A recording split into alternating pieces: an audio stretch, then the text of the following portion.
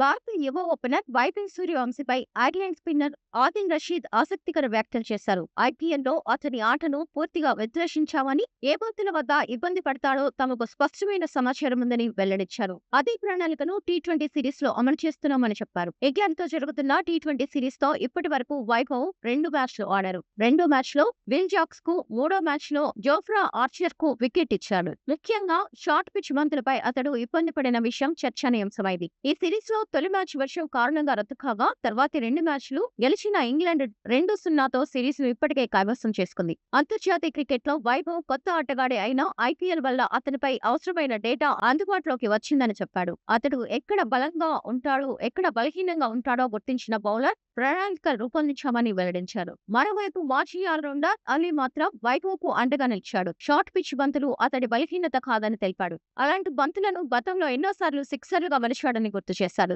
అయితే మరో 2-3 మ్యాచ్ల్లో కూడా పరుగులు చేయలేకపోతే ఒత్తిడి పెరిగే అవకాశం ఉంటుందని అభిప్రాయపడ్డాడు. వైభవ్ వయసు కేవలం 15 ఏళ్లేనని, అలాంటి ఆటగాడిపై సహజంగానే ఒత్తిడి ఉంటుందని రషీద్ పేర్కొన్నాడు. ప్రస్తుతం అతనికి సహజమైన ఆట ఆడే స్వేచ్ఛను భారత్ ఇచ్చిందని, భవిష్యత్తులో వివిధ పరిస్థితుల్లో ఆడుతూ ఇబ్బందులు ఎదురైనప్పుడు తన ఆటలో మార్పు చేసుకోవాల్సి ఉంటుందని సూచించాడు.